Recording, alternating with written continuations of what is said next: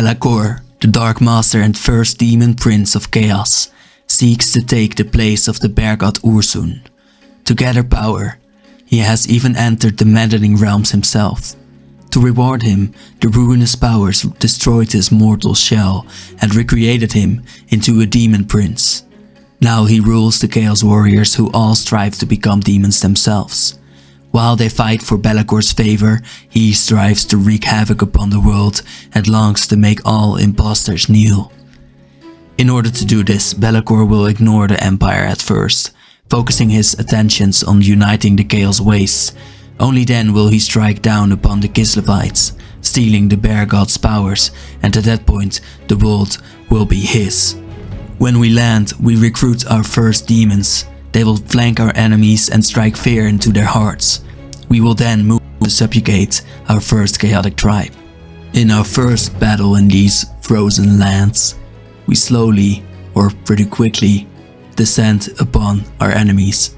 And later I will show you some actual footage of a real battle, but I want to show you the first battles as well. You can see we're shooting at them, that is pretty nice, but our main power lies in our front enemies. Be'lakor is fighting another flying general, and Be'lakor is at the same time making all of their armies flee because they are afraid of his demonic presence. Here they go, and Be'lakor fights it out a bit with the Flying Lord still because they wouldn't land. We've beaten our first enemy and get some gold and shiny armor. Be'lakor then levels up.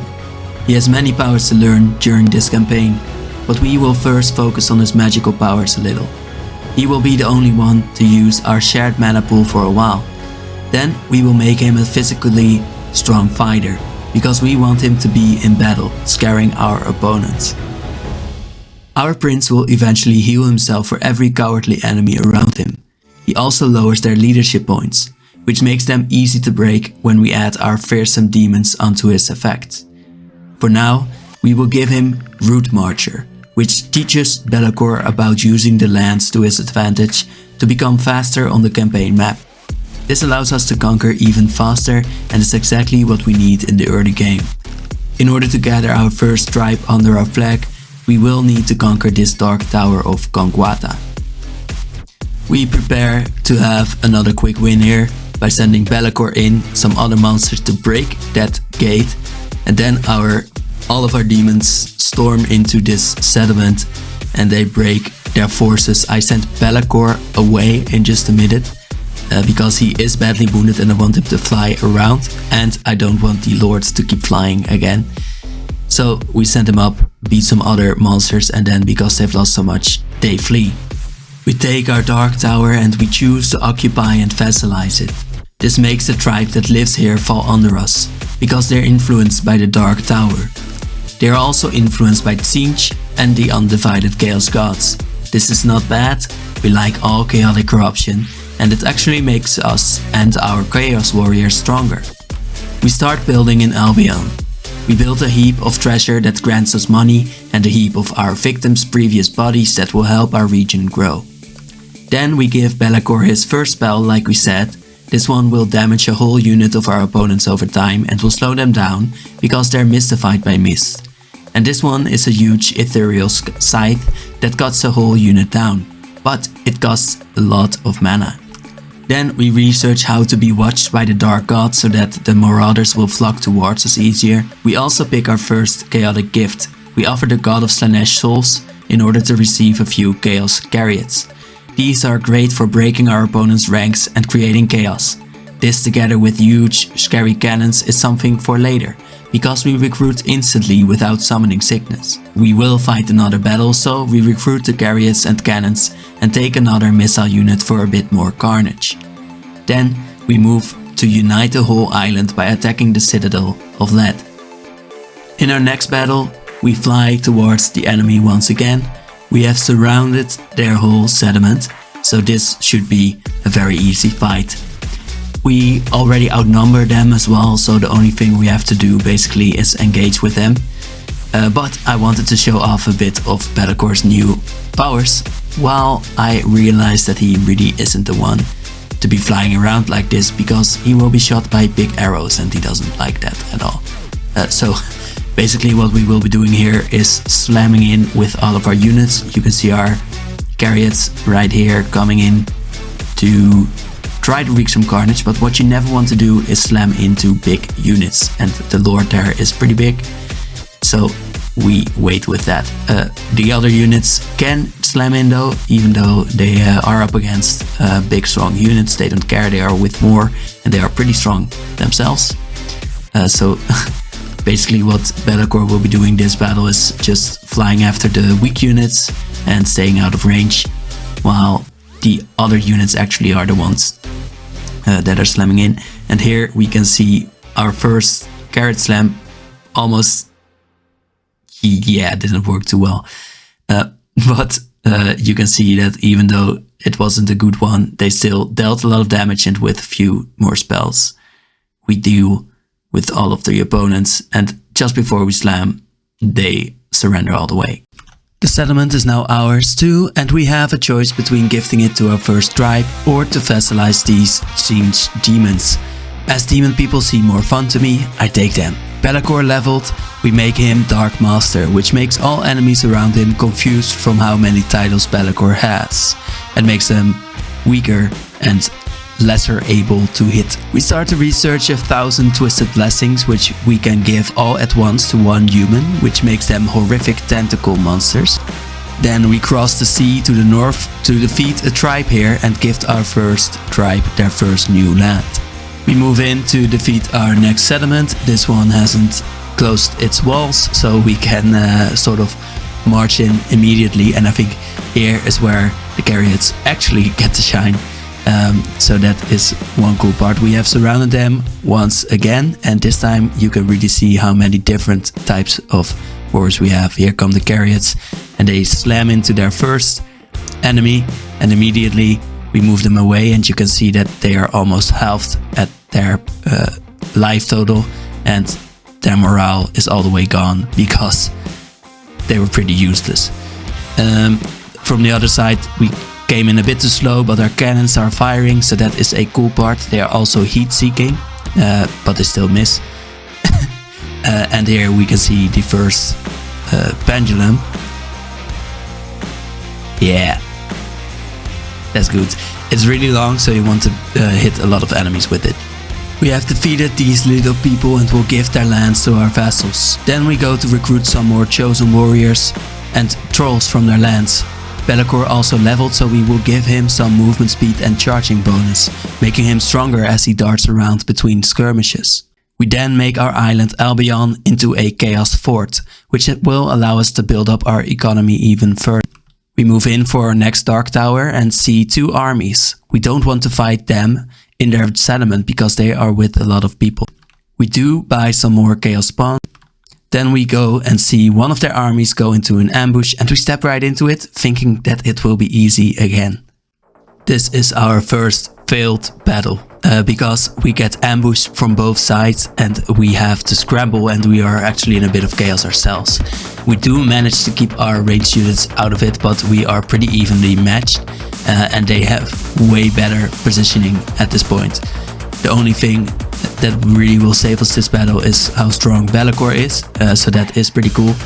But we do lose a lot of units. On the other side, we don't care about them too much. We do see here that our chariots get wrecked because we didn't move them away after having them engaged in battle, because I was doing other stuff. And that's really the danger about not having an ordered battlefield. So we want to wreak havoc and chaos, but we don't want to be in chaos ourselves. And here we can see how bad it is to be engaged here. They also have elephants, so that is one thing that we have to be worried about. And we want to have our missile units there, but we also want them not engaged with the enemy melee attackers, because they won't do too much. So here come the reinforcements for our enemies, and as you can see, there are a lot. We have Be'lakor here to fight them though, and here comes a huge umbral swing right into all of them.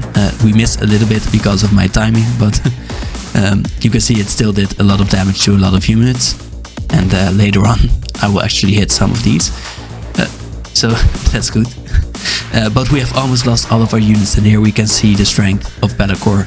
We have at this point almost routed all of them, and Be'lakor has just been making them afraid, scaring them away from our cannons every time,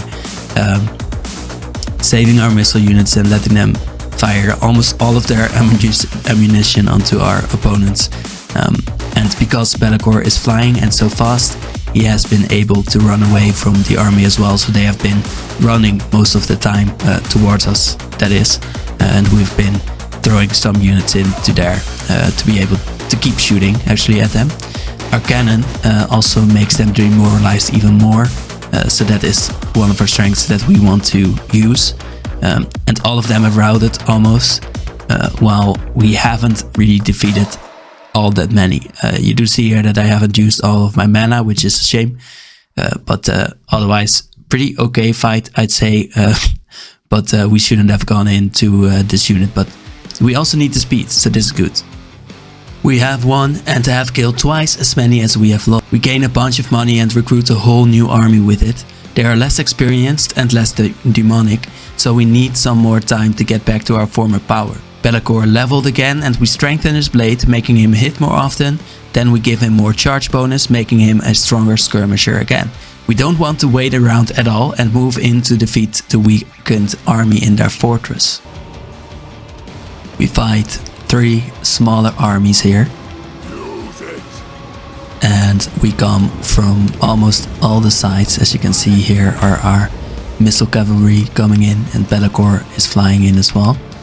I let my Chaos Warhounds flank around to see if they can seize another waypoint. Here we can see some of our Chaos Spawn are moving in, together with some of our Forsaken. And our Spawn of Siege, Pink Horrors of Siege, are already firing here at these Marauder Hunters with javelins, because we can't get over to them, and they have very juicy targets here to hit.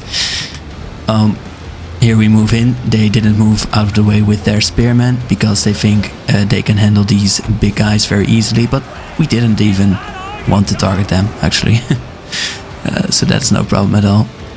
On the other side of the battlefield we are undetested with our warhounds, only some other warhounds, but we can easily beat them because we are with more. And their reinforcements are coming from here, and that's where their lord is coming from as well. Pretty legendary. Our marauders, I'm not sure what I was doing with that, to be honest. We can, I think, fast forward a little bit, see how this goes. So yeah, here we are charging in still. We want to take this waypoint as well, and at this point we have almost taken this one because we have been beating them very heavily. Be'lakor, what is he doing? He's just standing there menacingly, as he should. And we've taken our first waypoint. This means that their towers will fall as well. So here you can see they could build some things here, but now they can't.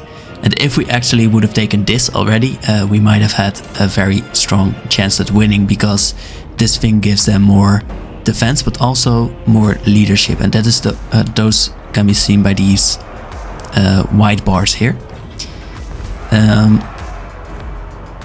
They move in to attack us. I think I forgot about Be'lakor all the way here, but we could have made him rout these people. We move in with our missile units. I think that is a smart decision, as their reinforcements are slowly coming in as well. And I choose to take back my warhounds to see if there are some juicy targets, because these guys aren't really good in a fight. They are mostly good to chase down weakened units. That can come back. I think this one won't come back. Sometimes when units run away, they can still return. So at this point we have taken 3 of their supply places, which means no towers, but also no resources to build new barricades and towers and such. As you can see here, they can be pretty annoying, the barricades. So yeah, we don't want them to build those. As you can see here, we have a lot of unused units, and we are letting them go in here, but they can be here sooner than we are there. So we need to give them some time to shoot on our chaos trolls. And as you can see, I am now realizing I need to be here more than anything. So I move this one in to sort of defend this side, make them unable to take this. And when we destroy this, all of the barricades here go away and they lose a lot of leadership. So we move in Be'lakor with his ability, of course, to cause terror and make them rout at some points when they are wavering, and two, makes them lose some leadership as well with another one, which I can find right now. But makes all of these units break at the point of him flying over them. Even they're just afraid of him landing there. And I think when their leader also starts to run, which is almost because he got so close to Be'lakor, I think they all basically break. We take our second Dark Tower. Be'lakor levels again. We give him Hearts of Iron, which means his whole army doesn't get tired from running. We recruit new Carriots again and build up a stack of gold and a stack of corpses, again for economy and for growth. And with our first two Dark Towers secured, we will rebuild our army next time and choose our next enemies to conquer. Let me know if you have any questions about any of the lore behind units, places or tribes and characters. Also let me know if you'd love a certain direction for this campaign. Next time, more carnage.